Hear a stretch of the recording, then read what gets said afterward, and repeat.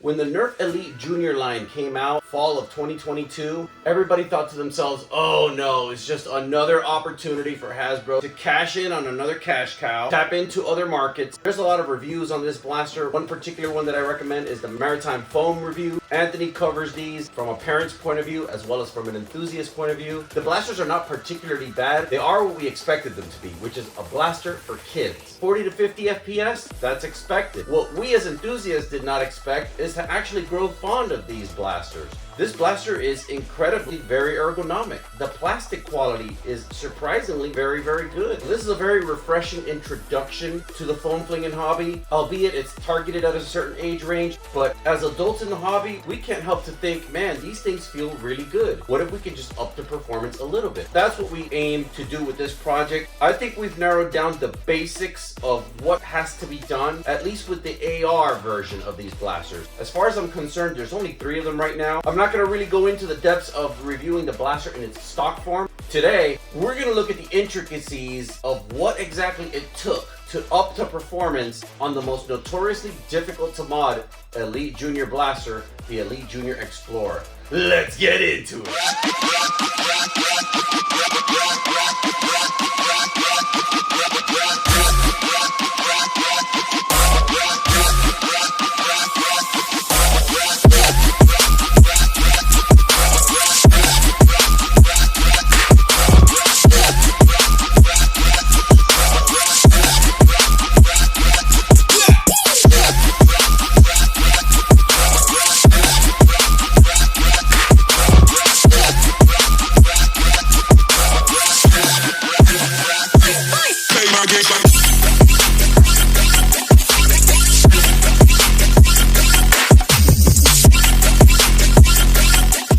We're gonna get right into it. For my unbox therapy addicts, we're just gonna go ahead and go through this real quick. Cut that slit, cut here, untie this knot, untie that knot, untie this other knot, and you have your Explorer blaster. Today, it's all about modding this thing, and we're gonna find out what exactly we can get away with. A couple weeks ago, I did a review of the Nerf Dino Squad Pterodact. It had a diamond AR pattern. I was planning on modifying that, but there's a higher demand to know what these Elite Juniors are capable of. This has a diamond pattern. This is probably gonna give us a really good idea of what we can also do with the Pterodact and all the new diamond ARs that are gonna be rolling out of Nerf going forward. Let's get into it. All right, guys, we got our Elite Junior Explorer open. We have the AR taken apart. Now, this was no easy feat. Obviously, this mod is more of a statement. You can do whatever you put your mind to. No blaster is impossible to mod. You can literally enhance the performance of anything if you're willing to put the work into it. This is a solvent welded AR unit. I did have to perform many kind of crazy cutting maneuvers to take it apart. What we're gonna do is remove this middle tray. If you saw my Elite 2.0 Volt video last week, you'll notice the brass is able to serve as a stop for these contactors. So we're no longer going to need this tray to do the job. We're just gonna have clean air, the brass, and the contactors. Now all we got to do now is smoothen this surface. I'm going to do that with a palm sander to make sure I get a nice flat finish, and smoothen this surface. And then we're going to bore our barrels to 1730 seconds. We're going to insert 4 pieces of 3-inch brass. We're going to do the Not Enough Nerf plunger reinforcement, maybe add a spring, and see how she does. Let's get to it, guys. All right, guys, quick update here. After very intense reverse engineering and research, I determined the AR is the actual weak spot on this blaster. You could put 6, 7, 8K springs as you want. You're not going to get the performance you're looking for because the pneumatic element of this blaster is its weak spot. The problem with this blaster, the AR springs are very weak. You need a stronger AR spring so that the AR contactor can rush right back to shut the door and seal the way for the airflow to continue on to the next chamber and fire the next consecutive dart. Now for this, we went with our good old reliable Fan QS4. We went ahead and cannibalized its AR contactors and its AR springs, which are a little bit more tense, just the right tension to provide that air seal that we want after we fire a dart. I came up with a certain plan that should essentially work. So I've sleeved the upper cylinder of these ARs with 2130 seconds, and then I'm gonna bore the actual cylinder with 1930 seconds, which is the exact width of the AR AR contactor, we're gonna go ahead and insert these 19/32 sleeves with a vent hole for the actual blast vent for each and every one of these cylinders. Once all 4 cylinders are sleeved, we're gonna put our AR contactor springs, which we upgraded from that Fang QS4. We're gonna put our contactors back in there, and then we're gonna seal our barrel assembly and do some tests. On with the project. I'm aware that this is a very invasive project, and a lot of you are probably gonna stop at the spring upgrade or the brass barrel, which is pretty invasive in its own right, since you do have to open up the AR assembly, which is solvent welded.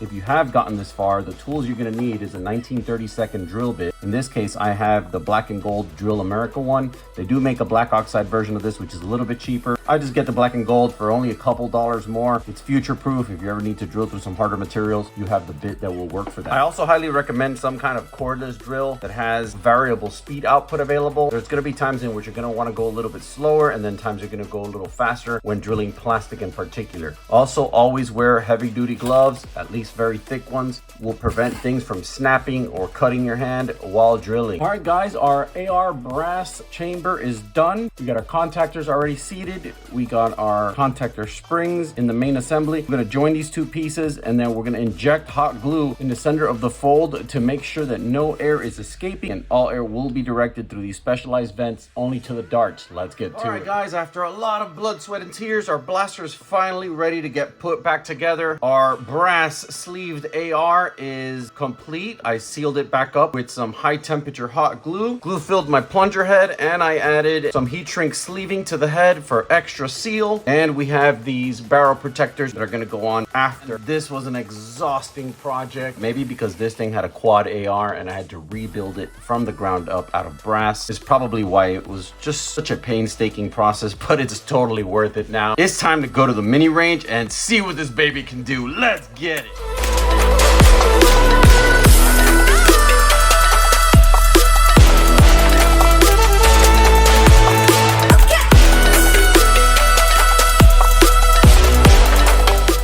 Project taught me anything at all, it pretty much reassured me if you put your mind to something and you invest the proper amount of research and time to study the way that it works, you could probably come up with a way to make it work better, or you could probably even come up with an entirely brand new system like we kind of did in this case. There's a lot of improvements still to be done. I can't get a very consistent FPS out of barrel 2, 3, and 4, but that's because I think the holes that connect the AR from one consecutive barrel to the next are too small.